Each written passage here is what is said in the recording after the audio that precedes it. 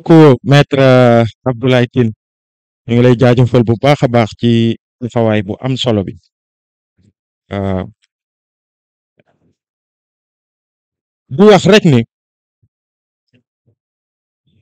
gaañi il faut ñu am taxawaay bu am solo am na taxawaay bu am solo bu am jamono ji mais il faut que ñu gën ko dëggal ndax bi ma nekkee Rebeuss c'est le 3 février c'est ça président Macky Sall def déclaration boobu nga xamante ni dafa xal élection yi dama am lu ma metti mais sentiment bi ma gën a animé woon mooy sentiment wu rousse c'est-à-dire honte sentiment wu honte pour le Sénégal ak démocratie ak taaram ak ni ñuy bàkkoo fépp ci àdduna yu mel ni ñun ñuy ay militant nekk ci espace bi di xeex fépp ci Sénégal ak fépp ci àdduna dañ ñuy woo ñuy bàkkoo Sénégal di bàkkoo démocratie yam fépp en Afrique on a contribué à faire émerger ay mouvements citoyens yi nga xamante ni ñu ngi xeex ci démocratie di xeex ci droit de l'homme ak yeneen yu ni mel ñun ñooñu ñu naw Sénégal moo tax ñu ñuy invité ci seeni réew pour jël exemple ci Sénégal bi nga xamante ni dañ jàpp ni démocratie la ce qui est le moins connu d'ailleurs dañuy dem en Europe Sciences Po à Paris que ce soit man Malal ñoom Thiat on a animé plein de conférences foofu avec des jeunes français sur les questions de démocratie di wax Sénégal di bàkk taaram di dem dans des collèges et des lycées en France di def animer ay conférences avec des jeunes français di leen wax ci Sénégal ak démocratie wu Sénégal waaye di demit partout dans le monde di dem Columbia University di dem un peu partout aux États-Unis ñoom Sophia pendant des semaines elle a donné des cours à Idaho University moo kat auprès des jeunes américains ci mbirum démocratie di wax mbiru Sénégal donc loolu ñun suñu kaala mais bëri na ay sénégalais yi nga xamante ne ku nekk ci fànnam muy ay journalistes yu lëkkaloog yeneen journalistes muy juste des citoyens qui vont et qui viennent fépp ci àdduna dañ daan bàkkoo Sénégal loolu la Macky Sall bëgg ko gàkkal et pire encore et la lecture que j'ai eue mooy Macky Sall dafa lëkkaloog ñi nga xamante ni ñoom ñoo doonoon instigateuru loi 23 juin pour indi beneen loi bi nga xamante ni c'est encore pire que celle qu'on a combattu le 23 juin Macky Sall sax soxnaam ñu ngi woon foofu buntu assemblée donc ñooñu la lëkkalool ñu indi loi gi nga xamante ni coup d'état constitutionnel la ñu perpétré sur le dos du peuple sénégalais ci mbirum élection yi waaye it peuple sénégalais dafa taxaw. Moi, de la prison, j'ai vu la mobilisation des Sénégalais pour dire non. Pour que drapeau au Sénégal, bobu nga xamanteni day flotter avec vraiment toute la fierté qu'il y a que ñu sauver ko. Journalistes yi di def seen liggéey dem ci terrain bi wone li am wone ñi nga xamanteni ñu ngi manifester pour barrer la route à ce projet funeste. Gis nañu lu leen ci dal ab sabu Seneweb gis nañu lu ko ci dal gis nañu ñeneen ak ñeneen sur des cas de torture et de violence sur les journalistes ak les Sénégalais globalement taxawaay boobu gis nañ ko gis nañu conseil constitutionnel aussi avis bi mu génnee pour ne Macky Sall lii amu leen droit bi seen projet de loi bi nga xamante ni voté ngeen ko assemblée nationale décret bi nga jël pour abroger décret bu convoqué woon corps électoral poul ci constitution mu teg ko nële mboxoñ ko sànni ko ci poubelle bi gis nañ ko.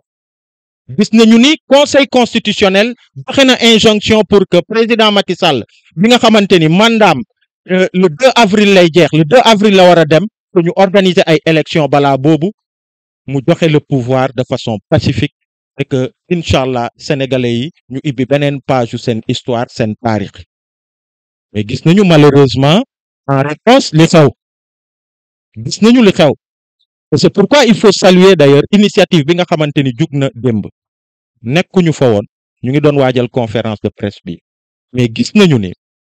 parce que bokkoon na ci man des aspects yoo xamante ni quand même daan naa ko regretter de loin mooy de voir toutes ces forces engagées mais dispersées vendredi passé xawma samedi passé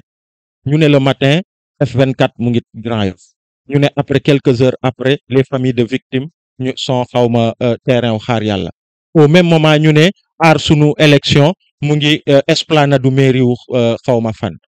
Cette dispersion là elle ne profitait qu'à Macky Sall et hier bi ma gisee ni am na benn front bi nga xamante ni F24 FC25 ak aar sunu élection ak toutes les synergies dañu booloo ñu doon benn man de jàpp naa ni loolu mooy yoon bi. Y'en a marre est partie intégrante de cette dynamique là du moment où ñu ngi ci F24 ñu ngi ci aar sunu élection et gis naa sax ni am na manifestation bi nga xamante ni front fipp boobu annoncé na ko pour le 2 prochain suba incha allah samedi 15h ci terrain au Grand Yoff donc ñu ngi ciy woo ñëpp. leneen li nag mooy maître Tine wax na ko mooy loi d'amnistie bii du leneen lu dul Macky Sall dafa yëkkati loi d'amnistie pour amnistie boppam ak ñi mu àndal ak la du leneen. amnistie bi Macky Sall daf ko yëkkati pour amnistier boppam ñi mu àndal ndax gis nañ li fi xew depuis 2021 c'est vrai ñu ngi wax ci moor yi bakkan yi nga xamante ni rot na ci manifestation yi on se rappelle encore jeune boobu nga xamante ni nee nañu tailleur la moom moo ñawal boppam drapeau du Sénégal mu drapeau de ce drapeau là de façon pacifique yorul ngànnaay yorul dara di manifester pour sa démocratie te ñu xool ko dóor ko bal xew jibut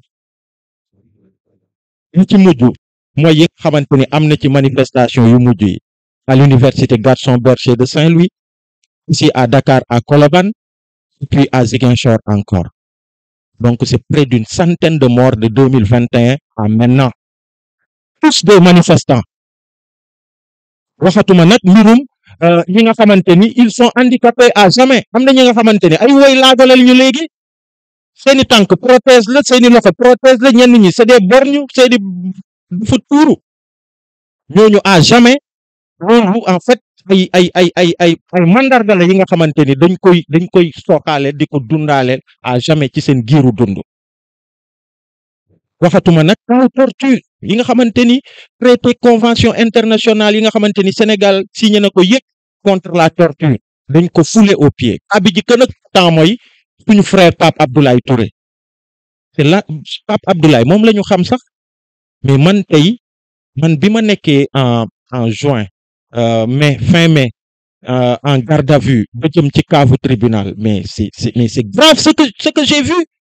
ay seen yoo xamante ni seeni bopp dañ ko xar ñi seeni loxo dañ ko kii ñii ku ci nekk ñuy ñëw ci cave bi mënuñu sax taxaw ñu leen di téye noonu di leen pamte malgré cette situation bi ñu nekk ñu jël leen yóbbu leen ci kaso yi c'est d'ailleurs l'une des choses parce que à l'époque bi ma procureur bàyyee ma génn parce que bi ma dégloo gis ni non bi ma juge d'instruction bàyyee parce que dafa gis ni procureur charge yi ma teg mu xool niñ ma jàppee ak li am mu ne non man lii mënuma la ci mu bàyyi ma ñibbi sama kër donc bi ma ñibbee j'ai pas pu dormir dama xëy le lendemain nekk ci dynamique yi nekk ci conférence de presse yi nekk ci plateau tel yi pour dénoncer ce banditisme d'État bi nga xamante ni chaîne bu garaaw la en fait c'est des malfaiteurs gaañe c'est des malfaiteurs ça part du terrain ni ñuy jàppee nit ñi ay rafle des gens yoo xamante ni xamuñu liggéey gi di riir ñu jàpp la ne la wooye laan truc manifestant ok xool sa téléphone gis ci photo Ousmane Sonko ne la ok vas-y yow truc nan nga tudd Sané nga sant ok vous rebelles yi c'est ça qu'ils disent donc fa lay commencer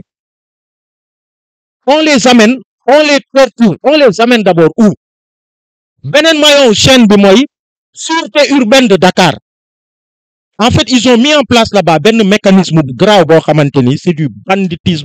banditisme judiciaire ça je le dis comme ça parce que figurez-vous man dañ ma jàpp man rek en tant que leader ñu ne woon dañuy dem en tant que leader en tant que plateforme F24 ñu dem seeti beneen leaderu plateforme F24 bi nga am mooy Ousmane Sonko parce que dañ ko barricadé woon de façon illégale parce que teguwul ci yoon ñu dem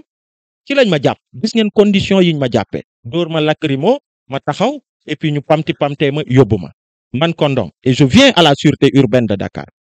au bout de 2-3 jours au bout d'une journée d'audition le lendemain bi ñu waree déférer parquet je viens on me montre un document boo xamante ni dañ ma boole ak 14 autres personnes chef d'accusation yi saawaay fii ba fii ay xawma 8 chefs d'accusation bu ci gën a garaaw sa morom nga ne ma bii la quand j'ai regardé ma nekk leen mais ñii ñan la ñu ne ma non ici c'est comme ça xaw ma lan ak lan ak lan signé ma ne la lii du ma ko signé déjà vous me mettez avec des gens yoo xam xaw ma leen et puis vous me collez des charges yoo xamante ni ça n'a rien à voir ak li am lii du ma ko signé c'est votre dernier mot ma ne leen oui c'est mon dernier mot et c'est comme ça qu'on m'a amené devant le juge il me parle de co-inculpé ma ne ko j'ai pas de co-inculpé man condom la donc c'est comme ça que ça s'est passé bi ñuy jàpp nit fii ñu rafle kenn ñu ñëw boole la ak des gens ñu indi ay cocktail molotov de tirer de je ne sais où ñu indi ko teg ko photo leen ne ñii ñoo doon def lii ak lii ak lii c'est ça qui s'est passé donc sûreté urbaine de Dakar bu ñu jógee foofu ñu dem au niveau du parquet avec un procureur bu ngeen xoolee li jiitu loolu Macky Sall dafa def chamboulement bu garaaw ci système judiciaire bi indi ay procureur cour d'appel de Dakar ak yooyu mu changé mais ces gens ils avaient des feuilles de route ils avaient des termes de référence yu clairs yu ñu waroon exécuter et c'est ça qu'ils ont exécuté donc pour preuve d'ailleurs da ngeen di xool ay jamono ci ginnaaw après ils ont arrêté mais ils avaient commencé à faire des procès mais à chaque fois que procès am ñi dem procès dañ leen di bàyyi ñi ci mujj c'est un groupe dañ ne ni non seulement dañ ne ni ñooñu dañ leen bàyyi parce que ñu ne les faits dont il est question c'est-à-dire liñ leen ne ni moom lañ leen tuumaal faits yi sax moo amul nga mun nañ ne ni faits yi am na mais kii ñu jàpp du moom mais c'est-à-dire tribunal dafa ne ni faits yi ñu leen di toppee moo amul ñu bàyyi leen ñu ñibbi seeni kër donc te ay doomu jàmbur ci kaso bi parce qu'on parle des morts on parle des mutilés on parle des nu mu tuddati ñi nga xamante ni ñoom ñooy les torturés mais ceux qui sont victimes de détention arbitraire aussi gaañe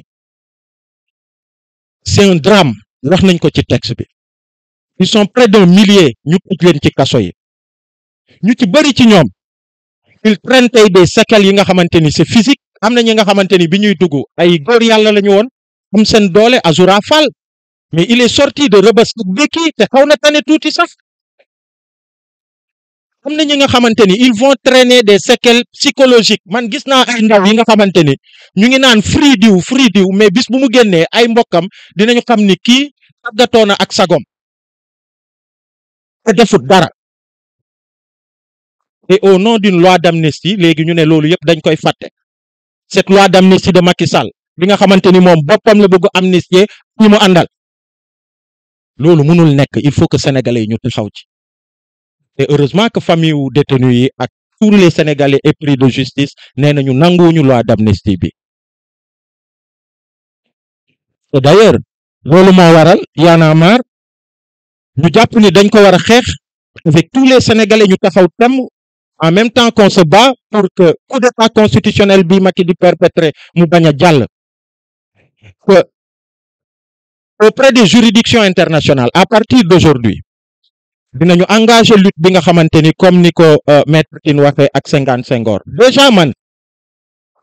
biñ ma arrêté le 23 novembre 2023 Nations Unies dafa bind état du Sénégal benn lettre officielle bi nga xamante ni mu ngi ci sama téléphone bi pendant 60 jours ça a été confidentiel mais après les 60 jours def nañ ko ci seen site Nations Unies dafa saisir état du Sénégal sur mon arrestation pour réclamer ma libération après avoir écouté après avoir enquêté ñu ne je suis un détenu arbitraire que même dans les conditions de détention ak yooyu ils se sont inquiétés exiger à ce que état du Sénégal mu joxe des explications et quand l'état du Sénégal le même jour à Genève a donné des explications yoo xamante ni tegoo ci dara ils étaient même pas en mesure de dire pourquoi je suis arrêté mais ils reviendront pour de plus amples informations jamais ça n'a été fait mais ñooñu bàyyiwuñu les Nations Unies n'ont pas laissé ce dossier figurez-vous qu'il y a 3-4 jours j'ai été recontacté et d'ailleurs cette lettre là bu ngeen demee ci site Nations Unies di ngeen gis ni ñu bëri ñoo ko signé notamment la rapporteure spéciale des Nations Unies sur la situation des défenseurs des droits de l'homme, le rapporteur spécial sur la protection des droits et libertés d'opinion et d'expression, et puis le rapporteur spécial sur le droit de réunion, de participation et de liberté d'association, donc le 22 novembre. Donc, ils m'ont recontacté pour dire que ils voudraient travailler avec Y'en a marre et toutes les entités au Sénégal. Ils ont monter un dossier sur la question des détentions arbitraires, mais sur tout ce qui s'est passé au Sénégal. donc c'est pour dire que loi d'amnistie bi ñu ngi koy ruumandaat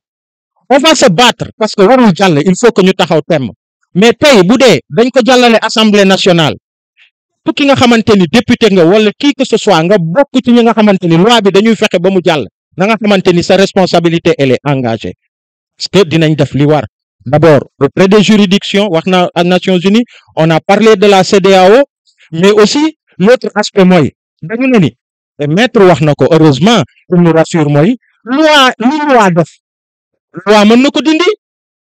Et c'est pour ça qu'on interpelle aussi tous les candidats à l'élection présidentielle pour leur dire aussi que ñoom aussi il faut que ñu jouer le part du combat, c'est-à-dire qu'ils prennent un engagement comme quoi de la même manière qu'on va se battre ici et à l'international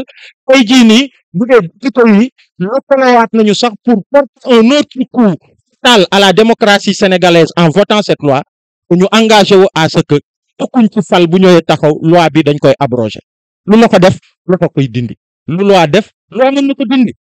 donc ça c'est un message qui est adressé à tous les candidats yi nga xamante ni ñu ngi daagaan baatu askan wi pour que ñu jël cette responsabilité et que ñu jël engagement boobu face au peuple sénégalais donc loolu laa bëggoon def comme résumé en wolof comme ça permettra d'éviter peut-être beaucoup de questions parce qu'on a perdu déjà beaucoup de temps avec le retard.